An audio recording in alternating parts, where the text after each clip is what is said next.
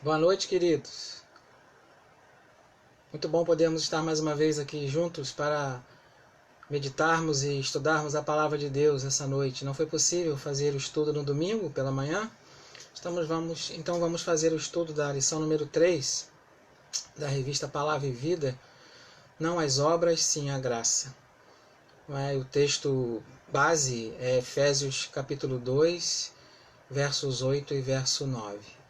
Que tudo esteja em paz contigo, com a tua vida, com a tua casa, com a tua família. Que tudo esteja em paz no teu ir e no teu voltar. Vamos orar? Senhor, em nome de Jesus, muito obrigado por mais uma vez podermos compartilhar a tua palavra através do recurso, Senhor Deus, da internet, através do recurso virtual. E eu desde já te agradeço pelo privilégio de podermos meditar na tua palavra que é viva e eficaz. Através do estudo de hoje, Senhor, fala conosco, Senhor Deus, e esclareça, Senhor Deus, alguma dúvida que possa haver. Fala conosco através da tua palavra, através do estudo dessa noite, e que possamos, Senhor Deus, humildemente entender a tua vontade e teu querer. Seja com a vida de cada um, seja com todos que estejam agora online, aqueles que estarão depois. Tudo coopere, Senhor Deus, como a tua palavra nos diz. Tudo possa cooperar, e eu sei que coopera, para o bem daqueles que te amam, Senhor Deus. Muito obrigado. E que são chamados pelo teu propósito. Então, Senhor Deus, o Senhor continua chamando a cada um, para que possamos entender a tua palavra, a tua vontade, que é boa, perfeita e agradável. Em nome de Jesus, muito obrigado. Amém. Vamos ler Efésios, capítulo 2, não é? Versos 8 e verso 9, que é o texto base da lição dessa noite, no caso, né? Vamos lá, Efésios 2, de 8 a 9. Porque pela graça sois salvos, por meio da fé, e isso não vem de vós, é dom de Deus. Não vem das obras, para que ninguém se glorie. Uma palavra introdutória, e aí uma palavra introdutória pessoal, que sempre me vem à memória, é a questão da discussão, que cada vez mais se ergue, cada vez mais se torna aparente, em relação a se dizer que não havia graça antes da vinda de Cristo. Que há essa disputa entre lei e graça. Se nós olharmos e com toda atenção olharmos para o Antigo Testamento e tanto para o Novo Testamento, nós vamos perceber que a graça sempre existiu.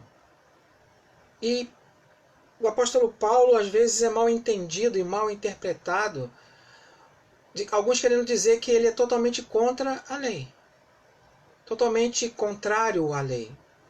Mas se nós fizermos uma análise humilde, de coração aberto, de mente aberta, sem dogmas religiosos, sejam eles de qual linha religiosa for, nós vamos perceber que o apóstolo Paulo não é contra a lei. O apóstolo Paulo é contra o legalismo. E aí, essa fala de obra da lei, obra da graça, parece que entra em conflito, não é? E às vezes a verdade entra em conflito. Essa é a verdade. Mas quando o apóstolo Paulo nos fala sobre obras da lei, não é? O que ele está querendo dizer? O que ele está querendo dizer? Com muita humildade precisamos olhar para a lição de hoje. Não as obras, sim a graça. Porque se nós não olharmos com muita humildade, se nós não olharmos com muito cuidado, nós vamos cair num erro interpretativo, um erro teológico. Então, tudo aponta e tudo nos mostra que a Bíblia é um livro completo. Se nós entendemos como cristãos que a Bíblia é a nossa regra de fé e prática, nós não temos que simplesmente olhar para o Novo Testamento. Nós temos que olhar para o Antigo e para o Novo e para o Antigo. Então, uma questão ainda muito discutida, não é, em relação à questão da disputa entre a lei e a graça.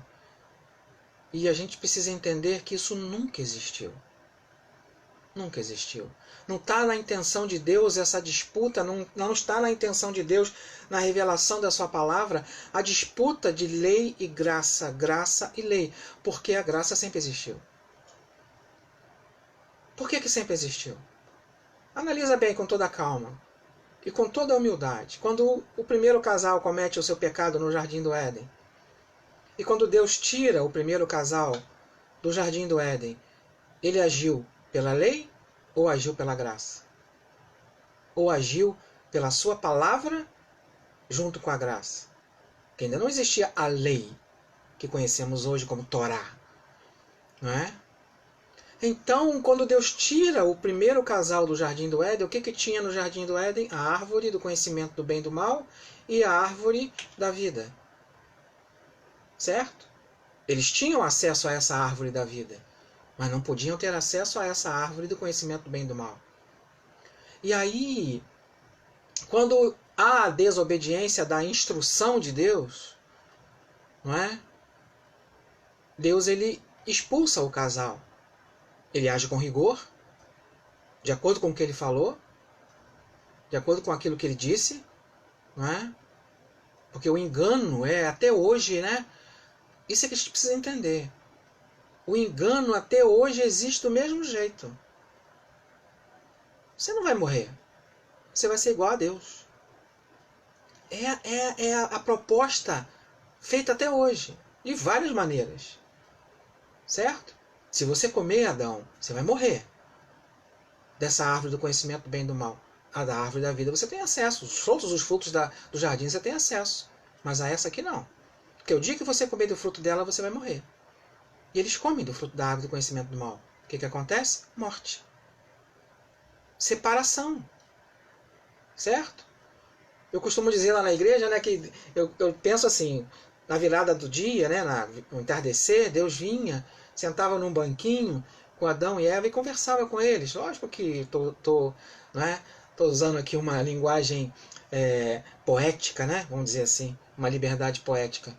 Não que ele descia fisicamente ali, mas eu imagino assim, Deus descia, sentava num banquinho, conversava, tinha liberdade, tinha intimidade, tinha companheirismo e confiança. Não havia medo e nem vergonha. Quando eles cometem o pecado de desobedecer a Deus, a ordem de Deus, vem o medo, né? Vem a culpa, vem a desculpa, vem a vergonha. E aí, o que Deus faz? Deus tira o casal pela graça. Porque se eles ficassem no jardim, eles viveriam eternamente no pecado. Viveriam eternamente pecando. Não é? E Deus disse que eles morreriam. Aí Adão viveu 930 anos, né? E aí Eva não sabemos, mas Adão viveu 930 anos e aí ele morreu fisicamente? Só com 930 anos. Mas a intimidade que ele tinha no jardim foi quebrada. Ele morreu ali. Morreu ali a amizade que ele tinha com Deus íntima. E essa amizade precisava ser refeita. Era necessário haver uma reconciliação. E aí, com o caminhar, Deus vai instruindo as pessoas, aí nasce o povo hebreu, surge o povo hebreu na história, e Deus dá uma lei a esse povo. Deus passa diretrizes a esse povo, não é? Que estão registrados no Antigo Testamento. Paulo era judeu ortodoxo, um fariseu, não é? Profundamente imerso no ensino da Torá, da lei. Ele foi um dos mais aplicados fariseus. E na minha nação excedia um judaísmo a muitos. Não é? Ele era um judeu fiel. Mas mais do que um judeu fiel, ele seguia o judaísmo fielmente. E é isso que nós precisamos entender. O que a lição vai tratar hoje aqui, e o que sempre a palavra não vai trata conosco, é a religiosidade. É o ser religioso e não o ser íntimo com Deus. É bem diferente. Criado no mais rigoroso judaísmo, presta atenção nisso. Paulo era irrepreensível e buscava nesta religião a salvação. Mas após a sua conversão, tudo muda. A sua posição muda. Na lição que a vida vai nos dando e vai nos demonstrando através da palavra, não é? Porque pela graça sois salvos por meio da fé, isso não vem de Deus, isso não vem de vós, é dom de Deus. Não vem das obras para que ninguém se glorie. Preste atenção, não vem das obras para que ninguém se glorie. A religiosidade nos apresenta a salvação pelas obras. Lógico que a fé sem obra é morta. Mas vamos entender o que significa a fé sem obra é morta. Nós não praticamos o bem, nós não fazemos caridade, nós somos obedientes a Deus, não é? A sua vontade, buscamos ser obedientes à sua vontade, não para sermos salvos, mas porque já somos salvos. É disso que Paulo está tratando. Sabe, havia aquela casca religiosa, aquele farisaísmo religioso, de qual ele faz parte, ou fazia parte. Ele era fariseu, que acreditava fielmente que a salvação vinha por cumprir regras religiosas. Regras religiosas. Então, desde a sua conversão, não é, o Senhor disse que ele fora escolhido para levar o evangelho aos gentios. Jesus disse isso para ele. Atos 9, verso 15. Mas, na verdade, a sua mais dura carta, ele disse que a circuncisão como rito religioso anulava a obra de Cristo. Olha só. E aí fica parecendo que ele está indo contra a lei. Que ele está indo contra a vontade de Deus. Mas se nós analisarmos carinhosamente, nós vamos entender, e humildemente, sem vendas religiosas, nós vamos entender que o tempo todo ele está fazendo o que Jesus sempre fez. Lógico que ele está num contexto diferente. Jesus está num contexto judeu, vivendo num contexto judeu. Não é? Paulo também, lógico.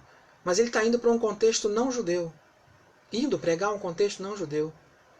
E o que o povo religioso, aí não é só o judaísmo, é o cristianismo, é tudo e qualquer religião. Toda e qualquer religião. O que ela faz? Ela cobra atos externos para mostrar que é santo, para mostrar que é melhor, para mostrar que é mais fervoroso. E é isso que Paulo está lutando aqui contra. E que Jesus também lutou contra os sepulcros caiados. A obediência de Paulo era severa, fiel aos ritos religiosos da sua fé. Mas aos poucos, ele vai mudando de posição, de entendimento. De entendimento. Então, ritos religiosos passam a perder o valor. Passam a perder o valor. Passam a perder o valor. A salvação não é pela lei. Não é? Não é pela lei.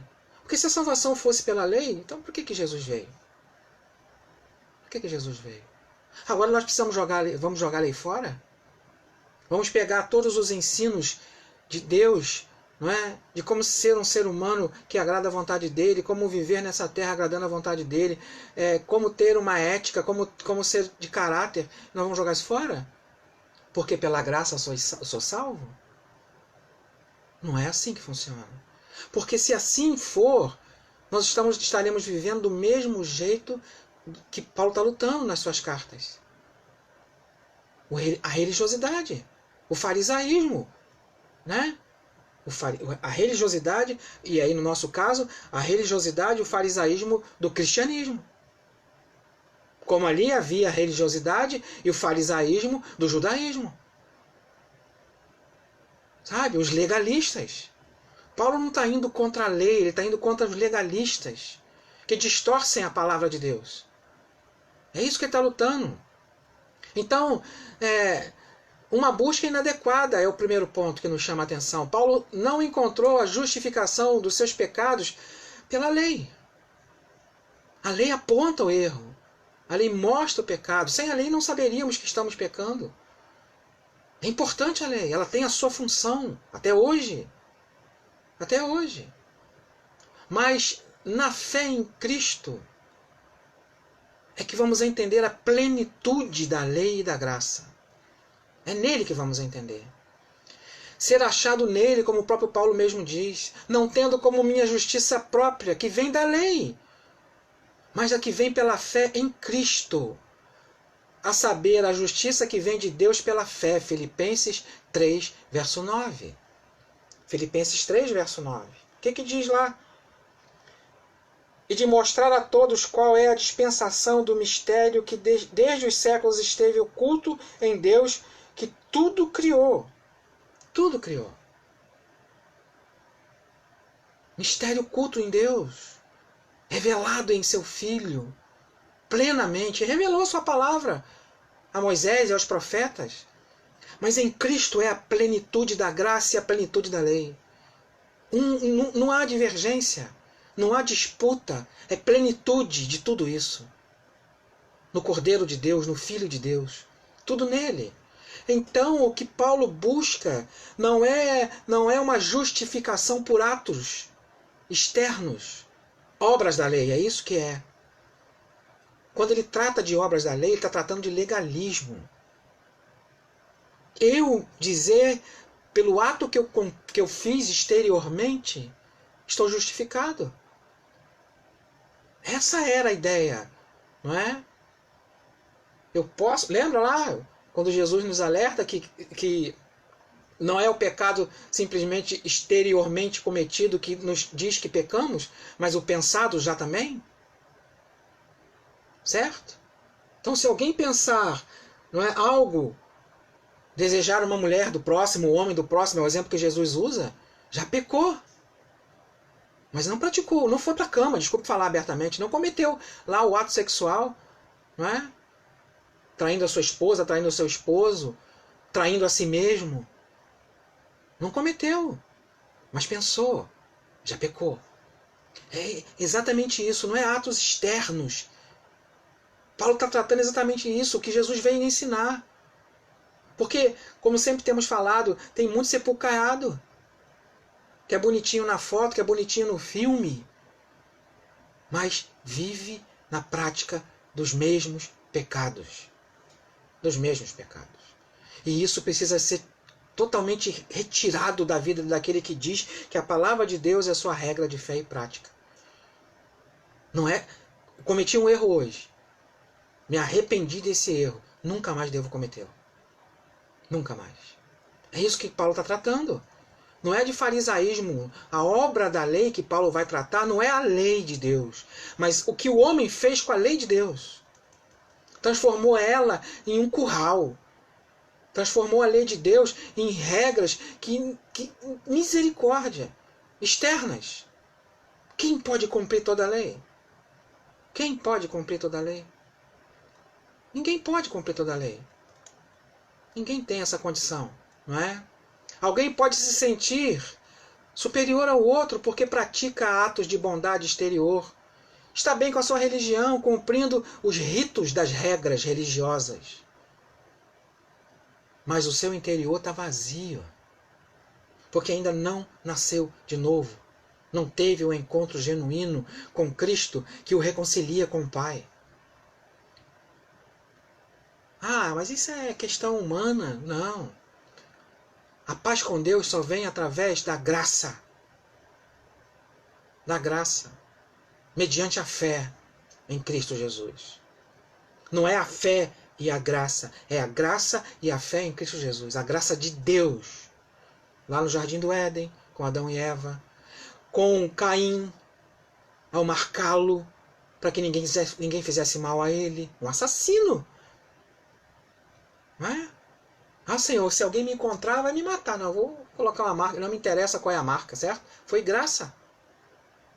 Deus agiu com graça com Adão e Eva. Deus agiu com graça com Caim. Deus age com graça comigo, com você e com todas as nações. Então Paulo está tratando disso. É disso que ele está tratando. De pararmos de sermos religiosos. De viver uma vida de religiosidade. Obra da lei. Farisaísmo, é isso que Paulo está tratando. Só a fé em Cristo pode salvar a pessoa. É o sistema religioso, né? Porque alguns se acham mais superiores que os outros. Diante de Deus, isso é bem diferente do que sentimos ou achamos. É mais do que religião. Não é? Deus não ensinou uma religião. Jesus não veio ensinar uma religião. Deus chamou um povo para ser seu. Santo, separado desse mundo. Ele continua chamando. Então, precisamos entender isso. O chamado de Deus é constante. Aonde tu estás, Adão? Aonde tu está, Eva? Continua. Então, diante de Deus, só a fé em Cristo pode salvar a pessoa. Deus, ele demonstrou a sua graça desde o início da sua criação. Em ele vir nos resgatar. Isso é graça. É ele que estende a mão. A fé é dom dele. Ninguém tem fé se Deus não der. É dom dele. Mas quando eu e você vamos analisando a nossa vida e vendo que a nossa vida está contrária à vontade de Deus, e aí olhamos para a Bíblia, não é? A sua palavra, nós vamos percebendo, peraí, eu estou fora do caminho. Fora do caminho. Então não são os ritos religiosos, não são as formas religiosas que criamos, mas a graça de Deus, que mediante a fé em Cristo nos salva. A bagagem legalista de Paulo foi inútil. Sabe? A bagagem legalista de qualquer pessoa para chegar diante de Deus e falar que foi justificado porque cumpriu isso, porque cumpriu aquilo, porque fez isso ou fez aquilo, merecimento próprio, é inútil.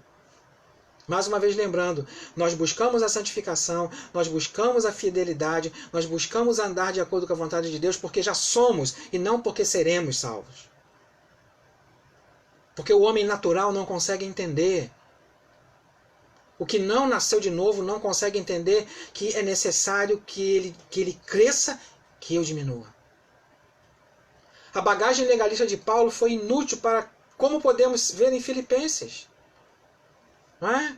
Vamos lá. Filipenses. Estamos em Efésios, Gálatas, Efésios. Não é? Vamos em Filipenses. Efésios, Filipenses. Filipenses. A bagagem religiosa de Paulo foi inútil. Filipenses 3. Verso 4 ao verso 7. Filipenses 3, verso 4 ao verso 7. Vamos ler. Vamos ler. Filipenses 3, de 4 a 7. Diz assim: se bem que eu poderia até mesmo confiar na carne, nas obras da lei, da carne. Se alguém pensa que pode confiar na carne, muito mais eu, circuncidado no 8º dia, da descendência de Israel, da tribo de Benjamim, hebreu de hebreus, quanto à lei fui fariseu, quanto ao zelo persegui a igreja, quanto à justiça que há na lei, eu era irrepreensível, mas o que para mim era lucro, passei a considerar perda por amor de Cristo. Vou continuar, vou partir, verso 8. Sim, de fato, também considero todas as coisas como perda, comparadas com a superioridade do conhecimento de Cristo Jesus, meu Senhor, pelo qual perdi todas as coisas. Eu as considero como esterco, para que possa ganhar a Cristo. Toda a bagagem religiosa de Paulo, ele considera inútil. Toda a sua bagagem legalista, ele considera inútil. Então, mais uma vez lembrando, não há essa disputa de graça e lei. De lei e graça. Nunca houve essa disputa. O que há é o confronto do homem religioso, do fariseu, do enganador, do que quer só ficar bonitinho no filme e na foto. E aí, quando a ficha de Paulo cai, ele considera tudo isso como esterco. Inútil. Palavra dura essa palavra dele. Dura essa palavra dele. Sua conduta irrepreensível dentro da lei se tornou inútil. Inútil.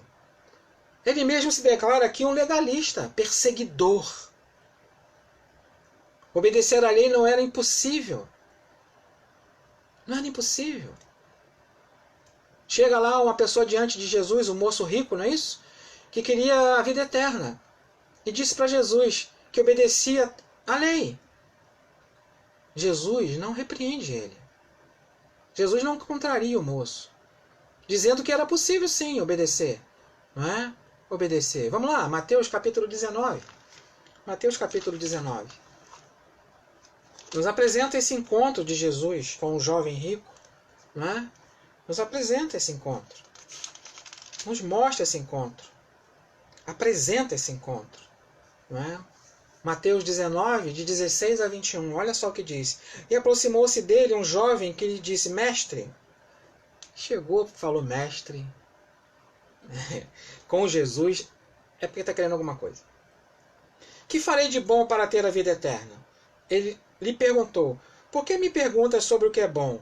Somente um é bom, mas se queres entrar na vida, obedeça aos mandamentos. Jesus não está indo contra os mandamentos. Jesus não está indo contra a lei. Certo? Então não há essa disputa de graça e lei, de lei e graça. A religião criou isso. A religiosidade criou isso. Não há essa disputa. Ele lhe perguntou, quais, Jesus? E Jesus fala do relacionamento interpessoal. Certo? Olha só. Olha só. Somente um é bom, disse Jesus. Mas se queres entrar na vida, obedece aos mandamentos. Aí o jovem pergunta assim, pô, tem tantos mandamentos? O que ele está querendo dizer? Ele pergunta, quais mandamentos, Jesus? Eu tenho que obedecer. Não matarás, não adulterarás, não furtarás, não darás falso testemunho, honra a teu pai e tua mãe, e amarás ao teu próximo como a ti mesmo. Lei, mandamento interpessoal entre eu e você. É o que Jesus apresenta para aquele jovem. Vai dizer que Jesus não conhecia o coração daquele jovem. Vai dizer que Jesus não conhece o seu coração e o meu coração. Lógico que ele conhece. Lógico que ele conhece. O jovem disse, tenho obedecido tudo isso. O que me falta então? Olha o farisaísmo aqui. Autojustificação. É isso que Paulo trata. É disso que Paulo está tratando. Mais uma vez, não há essa briga de lei, graça e lei. Não existe essa briga.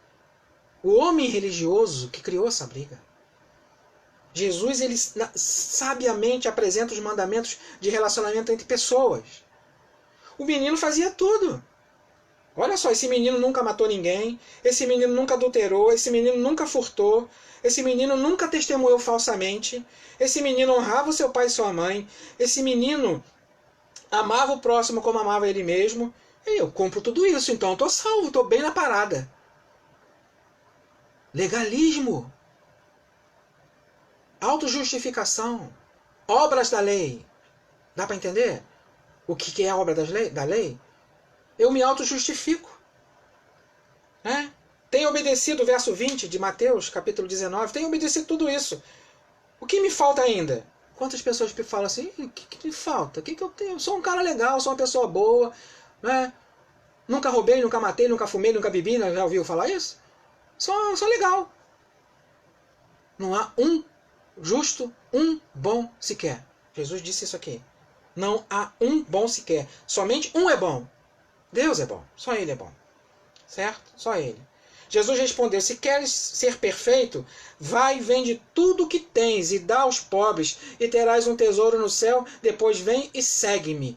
Mas ouvindo essas palavras, o jovem retirou-se triste porque possuía muitos bens. Eu costumo dizer o seguinte, que se esse menino fala assim, Jesus, eu vou lá vender tudo e já volto, não precisa ir. Eu costumo dizer isso. Já sei que o seu coração não está só nas coisas terrenas. Já sei que seu coração está ligado no relacionamento interpessoal, mas também está ligado com Deus. Está ligado. Mas ele vai embora entristecido. Não é? Vai e vende tudo que tens e dá aos pobres e terás um tesouro no céu, depois vem e segue-me. O que faltava nele? Jesus resume, não é? Faz um resumo de todo o mandamento de Deus em 2. Amar a Deus sobre todas as coisas e ao próximo como a ti mesmo. Ao próximo como a ti mesmo, ele cumpria tranquilinho esse garoto aqui. Todo mundo via ele fazer o bem, todo mundo via ele fazer tudo, mas quando a coisa foi no sentido dele diminuir e Deus crescer, ele foi embora triste. Faltava amar a Deus sobre todas as coisas. Não é? Ele foi embora triste. E aí Jesus vai falar no verso 24, né? Outra vez vos digo que é mais fácil um camelo passar pelo fundo de uma agulha do que um rico entrar no reino dos céus, de Deus no caso. Quando os seus discípulos ouviram isso, então ficaram entristecidos, admirados e perguntaram, quem então poderá ser salvo? Jesus olha dentro dos olhos deles. Não é? Jesus fixa o olhar neles e diz: isso é impossível para o homem, o legalista, o fariseu, o religioso. Isso é impossível para ele. Mas para Deus, tudo é possível. Dá para entender o que Paulo está tratando aqui? De obra de lei? É isso que Paulo está tratando aqui nessa lição. Então é preciso buscar algo, o ideal de Deus para nós. Deus estabelece as suas leis para nos mostrar a verdade. Sem a lei não saberíamos que somos pecadores, não é? Então, pela graça de Deus que sempre existiu, pela misericórdia de Deus que sempre existiu, pela fé, não é? E entendemos aí, assim, pela fé, somos salvos. Façam isso e viverão, não é? Faz isso. Esse menino aqui fazia tudo. Os mandamentos que Jesus apresenta, lógico que sabendo como estava apresentando. Não é? Eu jejuo, eu esmolo, eu oro, faça e aconteça. Não é? Não só comecei aí. Lembra lá? Não é? Mas aí a graça se demonstra plena na revelação do Verbo que se fez carne e habitou entre nós, cheio de poder e graça. Jesus não veio anular a lei, ele veio mostrar como deve cumpri-la. Jesus não veio anular a lei. Jesus veio mostrar como devemos praticá-la, sem farisaísmo, sem religiosidade, de inteireza de coração, de sinceridade de coração. E aí, não é, o ponto 2 diz, Cristo é o fim da lei. Aí temos que entender isso mais profundamente ainda. Porque o legalismo atrapalha tudo. Não é? O legalismo atrapalha tudo. As pessoas ficam tentando embutir ritos religiosos naquilo que não precisa mais de rito religioso. Não precisa mais. Lá na cruz do Calvário, fomos reconciliados com Deus pela graça de Deus. E quando cremos que aquela entrega de Jesus por nós, aquele sacrifício de Jesus por nós, foi Deus nos buscando reconciliar pela fé, somos salvos. Somos salvos. Deus não nos aceita pelo que fazemos, não é? Falta alguma coisa em você. O que é que me falta se eu estou fazendo tudo que a lei manda fazer? O que é que me falta? Amar a Deus sobre todas as coisas. É o que me falta. A doutrina da reconciliação nos mostra isso claramente. Que é a pessoa de Cristo. Pela fé temos paz com Deus. Mas primeiro veio a graça de Deus nos oferecer perdão. E aí vem na caminhada com o povo hebreu, desde o Éden lá, com Adão e Eva, com Caim, com todos aqueles que desobedeceram a sua vontade, depois a sua graça com a família de Noé, e vai caminhando. Vai caminhando. Deus, ele demonstra o seu amor, a sua graça, favor imerecido para nós, tendo Cristo, seu Filho, morrido por nós, sendo nós pecadores. É isso que Paulo está tentando lembrar esse povo aqui. É isso que Paulo está tentando lembrar. Cristo pôs o fim no valor do legalismo. Isso que ele fez. E ele se tornou, ele é aquele que cumpriu tudo por nós. O tempo todo zeloso, defendendo a vontade do seu Pai. Lembra, a minha vontade, a minha comida e a minha bebida é fazer a vontade do meu Pai. Não é? Então Cristo é o fim da lei, telos. Não é? Ou coisa complicada é esse termo telos. Não é? Aponta, é objetivo, é meta, mas também significa fim. Mas precisamos entender que, ao mesmo tempo, não existe essa batalha como eu falei no início, de graça e lei. Então, telos significa objetivo, meta. Então, o objetivo da lei é Cristo. Cristo. E que significa mais do que final, término. Não é bem exatamente somente isso, na verdade. Paulo vai nos apresentar em Gálatas que a lei era um aio. Ela era algo provisório, em certo sentido. Não é? E aí a palavra grega aqui, paidagogos, não é? Aio. De onde vem pedagogo, pedagogia, que aparece também em 1 Coríntios 4, verso 15.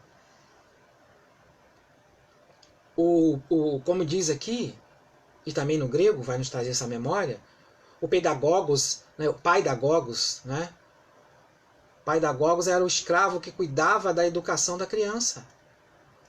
O paidagogos era o escravo que cuidava da criação, era o tutor que cuidava da criança. Curador, tutor, tinha a responsabilidade de criar aquela criança, educar aquela criança. Por isso, pedagogo. Então, paidagogos era o escravo que cuidava da educação da criança. Então, a lei de Deus é pedagógica. Não é? Pedagógica. Ela nos educa. Nos educa. E aí, muita luta aparece em relação a isso. Não é que a lei é maldita. A lei não é maldita. Ela apresenta maldições. Bênçãos e maldições. Quando Paulo diz isso, que alguns interpretam que ele está falando exatamente isso no pé da letra, que a lei é maldita, ele não está falando isso. Ela apresenta maldições. Se eu fizer isso, vai acontecer isso. Se eu fizer isso, vai acontecer isso. Se eu caminhar para o caminho de vida, vou viver bem. Se eu caminhar para o caminho de morte, eu vou viver mal. Maldição e bênção. Até hoje funciona. Então não existe a disputa de lei e graça. Não é? Porque se houvesse a disputa de lei e graça, eu poderia continuar matando, me prostituindo, traindo, roubando, matando. Poderia continuar fazendo tudo, porque agora eu sou salvo pela graça. Mas quem é salvo pela graça entende que a lei de Deus é boa, perfeita e agradável. A sua vontade. Seus mandamentos. Ela não tem poder para salvar? Não. Mas ela aponta para a salvação. Aponta para a salvação. O legalista quer levar a prática das boas obras para agradar a Deus. Fica bonitinho no filme. Eu faço, o que me falta? Certo? A pessoa é boa, é legal. Boa, é legal, precisa conhecer Deus de verdade. E a revelação plena de Deus se chama Jesus Cristo. Então você precisa, se ainda não conhece, conhecer Jesus Cristo. Que é a revelação do Pai. A lei não tem poder para salvar, mas Cristo tem. A graça do Pai, através do Filho, nos salva. Entenda isso. Entenda isso. E também nos leva a cumprir a vontade de Deus. E não regulamentos. Porque quando a gente cumpre regulamento, enquanto o regulador está perto, a gente obedece. Enquanto a gente cumpre regulamentos, enquanto alguém está olhando, a gente cumpre o regulamento. Quando aquela pessoa que está ali de aio, né, deixa de nos olhar, aí o gato sobe na mesa, o rato sobe na mesa, esse que é o ditado aí. Mas quem entendeu a graça que Cristo veio demonstrar, que sempre existiu, obedece à vontade do Pai. A minha vontade, a minha alimentação, a minha comida e a minha bebida é fazer a vontade do meu Pai. Então a salvação é pela graça. Sempre foi pela graça. Sempre foi. Dizemos que somos salvos pela fé. Nunca. Porque eu posso ter uma fé errada. Você pode estar com a sua fé errada. Então você não é salvo pela fé. A declaração está equivocada. Não somos salvos pela fé. Não somos. Somos salvos pela graça mediante a fé. É a graça de Deus primeiro nos oferecida desde o Éden. É essa graça oferecida desde lá. Que aí passamos a acreditar nessa graça e somos salvos. É assim que funciona. Então, através da lei, Deus vai demonstrando a sua graça, o seu amor, o seu zelo, o seu carinho por nós. Ah, mas tem muita maldição. Lógico que tem. A lei não é maldita, ela apresenta a maldição. Certo? Nunca foi maldita a lei. Ela apresenta a maldição. Ela apresenta o que vai ser feito se você buscar caminho de morte. É isso que ela apresenta. Caminho de vida, caminho de morte. Qual você vai escolher é com você. Certo? Então, se não houvesse graça, a fé seria inútil. Porque eu posso acreditar num Deus errado. Certo? Posso estar acreditando num Deus errado. A minha fé pode estar focada no Deus ou num Deus errado. A graça de Deus é a sua bondade conosco, manifesta, revelada. Não é? O homem não pode receber coisa alguma se não lhe for dado do céu. Eu compro tudo isso, o que me falta? Falta você ter uma vida íntima com Deus. Ele tinha que entender isso. A religião, o legalismo, nos apresenta regras.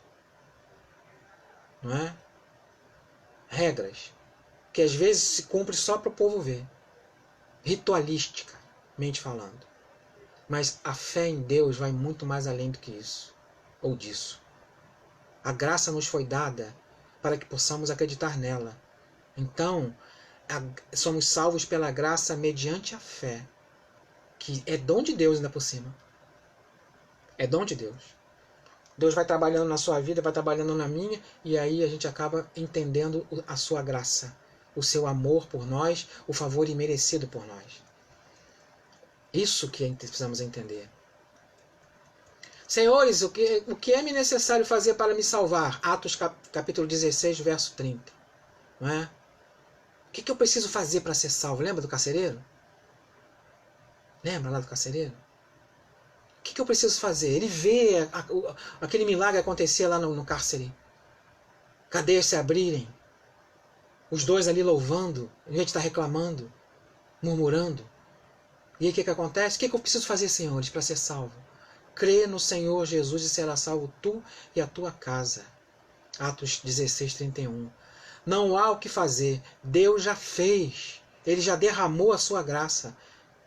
É só aceitá-la pela fé. Crê pela fé. Que desde o Éden Deus tem buscado a humanidade para resgatá-la da sua vil maneira de viver pela graça. Ele apresenta a sua lei para demonstrar a sua vontade. Como eu costumo dizer, você quer saber o que Deus quer de você? Eu quero saber o que Deus quer de mim? Mateus capítulo 5 a capítulo 7. O Sermão do Monte. Está tudo ali, resumido. Dá uma lidinha depois. Mateus 5 a Mateus 7. E vê se você se encaixa alguma coisa ali. Vê lá. Está tudo resumido ali. Então, é crer na pessoa certa. Ter fé na pessoa certa. É isso que precisa entender. Não é ter fé em mim, não é ter fé nos meus atos, nas minhas ações, nas minhas atitudes. Porque aí eu estou criando uma autojustificação. Estou querendo ter crédito com Deus. Nunca temos crédito com Deus. Sempre estamos no débito. Mas a graça de Deus paga o preço. Lá na cruz do Calvário. Não é? Quando Cristo foi erguido para que pudéssemos ser atraídos ao amor do Pai. Em Atos 15, que há ali o primeiro concílio, né, para decidir o que vai acontecer, o pessoal está entusiasmado, né, está crescendo, né, a proclamação, né, da graça em Cristo Jesus está crescendo, e aí o pessoal está tudo ali. E aí o que a gente faz, o que a gente não faz? Vai circuncidar, não vai circuncidar? Faz isso, faz aquilo? E aí em Atos 15, né, há um concílio ali, uma assembleia, para decidir como que a igreja gentílica vai atuar. Certo? Como ela vai viver. Agora, só porque não precisa circuncidar, Paulo vai tratar sobre isso, né? Só porque não precisa circuncidar na carne, eu posso viver na carne? Só porque eu não tenho uma marca na carne, eu posso viver na carne? Quantos tinham marca na carne e quantos têm marca na carne e vivem na carne? Quantos dizem que têm a marca no coração e vivem na carne? Não se arrependeram ainda. Então precisamos entender isso. Lá no Calvário, a plenitude da graça de Deus foi demonstrada. Foi demonstrada. Não há maior amor do que esse. Não há. Porque Deus amou o mundo de tal maneira, ou seja, a humanidade, que deu seu Filho unigênito, para que todo aquele que nele crê não pereça, mas tenha a vida eterna. Você sozinho não vai conseguir vencer a maioria dos obstáculos de fé que surgem pela sua frente. Não é mais forte do que você e nunca será se você se humilhar diante da potente mão de Deus. Nunca será. Mas se você quiser vencer os obstáculos espirituais com a sua força, com o seu braço, você está sendo legalista. Renda-se humildemente à vontade do Pai, como Jesus nos ensinou. Seja feita a tua vontade e não a minha. É isso que Paulo vem tratar, é isso que Paulo vem discutir. Legalismo e não lei. Obras da lei não é lei. Obras da lei é dizer, eu faço tudo isso aí que o senhor está falando. O que me falta então? Já estou salvo. Pelas minhas obras. Obras que eu pratico.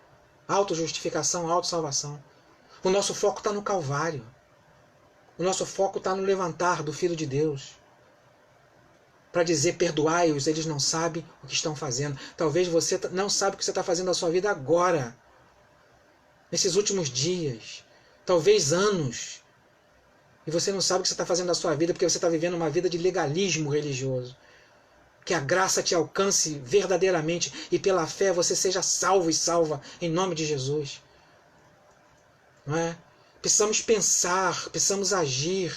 Somos salvos pela graça e não pela lei. Mas a lei aponta o caminho. Aponta o caminho. Ao ponto de Jesus dizer que Ele é o caminho, que Ele é a verdade, que Ele é a vida. Que ninguém vem ao Pai se não for por Ele. Não é? Mais uma vez, o objetivo da lei é Cristo. Mostrar Ele, apontar Ele. Apontar para Ele. Somos salvos pela graça por meio da fé. Não é a nossa fé que arranca alguma coisa de Deus. É a graça de Deus que nos oferece o perdão pela fé. Dá para entender isso? Somos salvos pela graça, em primeiro lugar, de Deus, seu favor imerecido, por meio da fé. Não é a minha fé, não é a sua fé que arranca alguma coisa de Deus. Mas é a nossa entrega obediente a essa graça que tira de nós o pecado. Nunca nos orgulharemos, e não podemos nos orgulhar espiritualmente, pois nada somos e nada merecemos. É a bondade de Deus, ou seja, a sua graça, que tudo nos dá. É isso que Paulo está tentando ensinar. Para mostrar nos séculos vindouros a suprema riqueza da sua graça, pela sua bondade para conosco em Cristo Jesus. Efésios 5, verso 2. Consegue entender isso? Que enquanto você... Vamos pensar. Enquanto você ficar vivendo de ritual... Não estamos no culto coletivo, certo? Estamos aí há 4, 5, 6 semanas, 6, 7 semanas, né? Sem o culto coletivo, sem o ritual, vamos chamar assim. Porque para muitos é ritual. É só um encontro ritualístico. Não é? Vai lá, entra, canta, prega, dirige, faz e acontece, sai do mesmo jeito que entrou, até pior às vezes. Deus está nos ensinando nesse momento de quarentena que é amar a Ele sobre todas as coisas, em primeiro lugar. E aí sim amar o próximo como você se ama e como eu me amo. E aí sim a gente pode falar assim, o que me falta? O que tem me faltado?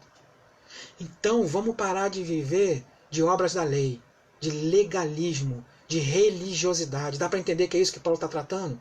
Muitos combatem ele porque não entendem isso. Por isso que combatem ele. Deus é crer na pessoa certa, Cristo, a oferta pelo meu pecado, pelo seu pecado, pelo pecado do mundo inteiro.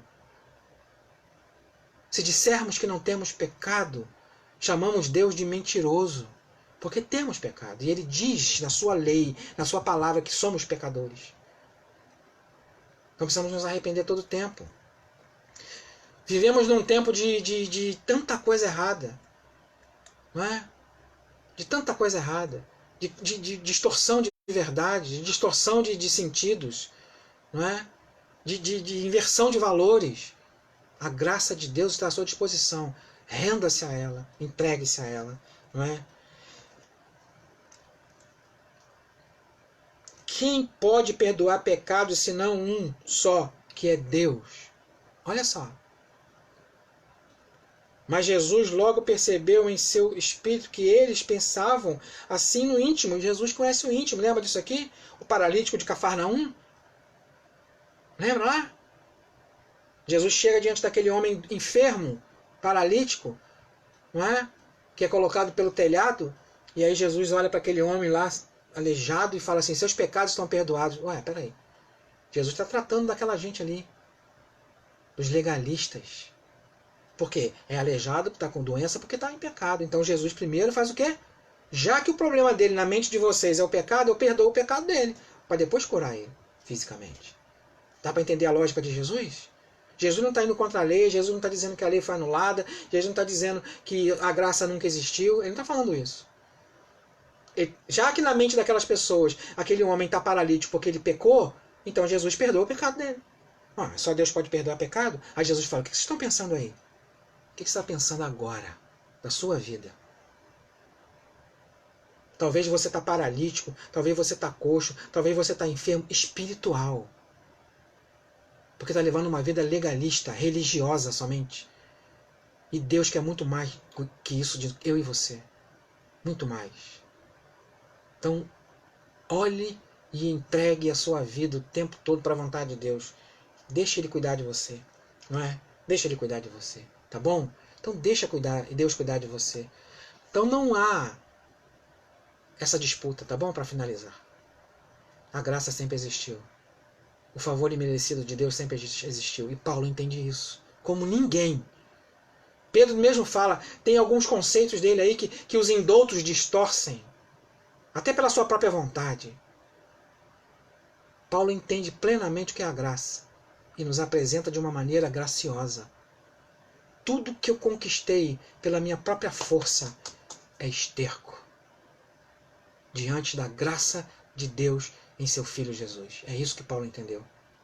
Então vamos viver uma vida que agrada a Ele, não porque precisamos cumprir regras, mas porque o amamos em primeiro lugar. Que Deus te abençoe, que sempre continue te mostrando a verdade e que nos use para que possamos crescer juntos pela fé.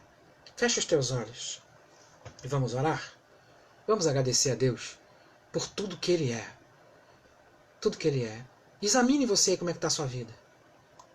Será que a sua vida não está legalista? Será que eu não estou vivendo uma vida legalista? De obras da lei? Será que não é isso que eu estou vivendo? Será que é isso que eu estou vivendo?